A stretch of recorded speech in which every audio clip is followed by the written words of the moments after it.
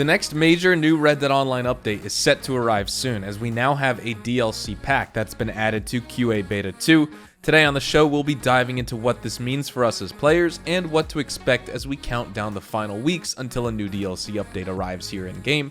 If you enjoyed this video at any point, or if you just find it helpful, let me know by dropping a like on this video, and if you want to stay up to date and in the loop with everything Red Dead Redemption 2 and Red Dead Online, consider hitting that subscribe button with your bell notifications turned on.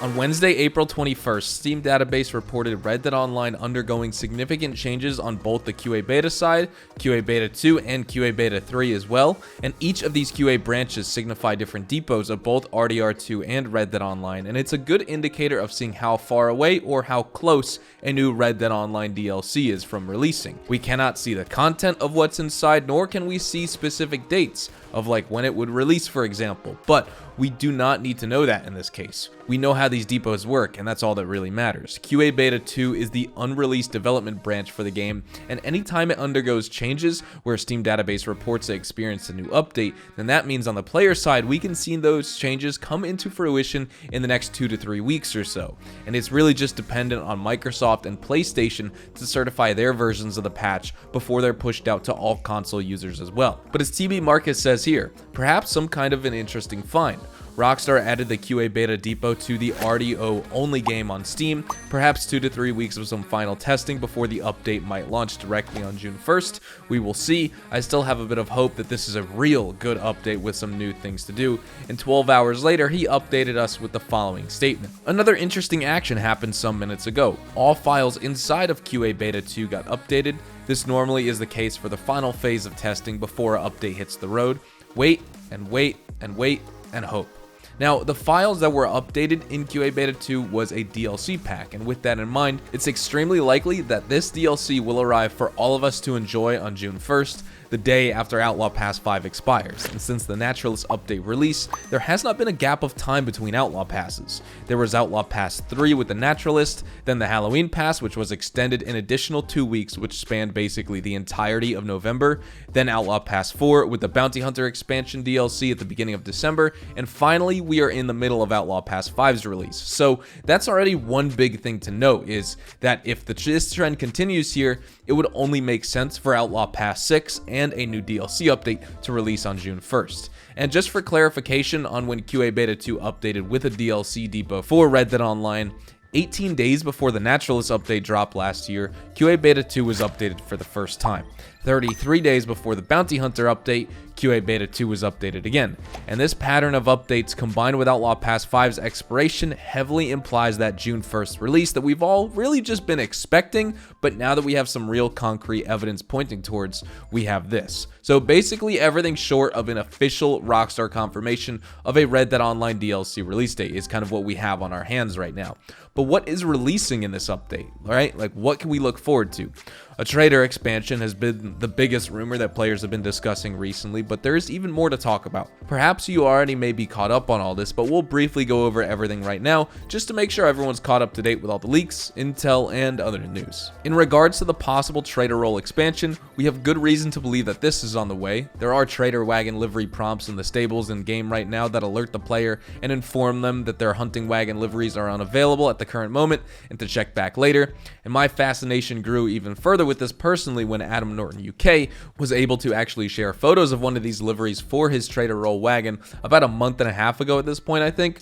And this isn't for the hunting wagon, but it was for one of the delivery wagons. So liveries seem to be coming for all vehicles. The hunting wagon, and then the small, medium, and large delivery wagons for the trader role as well. And then we also have the Moonshiner delivery wagon liveries that have been applied seemingly at random to different players. And in this specific case, you can see on screen, you can basically see this off-white or this dull cream-colored Moonshine delivery wagon. It basically covers the entirety of the wagon, including the tarp, to conceal the moonshine jugs contained inside. And I mean, considering the whole reason that the trader role expansion is expected is because of the evidence of the new liveries and changes to that role that should also apply to the moonshiner role now, correct? This is of course not an official Rockstar announcement, so we can't be absolutely certain and know for sure until they post a newswire or drop a reveal trailer on the fan base, but we have a pretty good hint and basically leak towards this.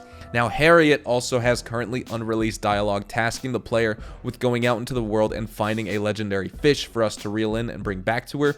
Rockstar Guides shared this intel and noted that there is no legendary fish model in the game right now, but as we heard from Scott Butcher, design director for world and content for Rockstar, he said he really enjoyed fishing in this game and would 100% be interested in seeing how to expand on fishing as an activity in Red Dead Online in a future update. He said, "I'm also a big fan of fishing in the game and feel there's a scope to expand on that in the same way we did with hunting.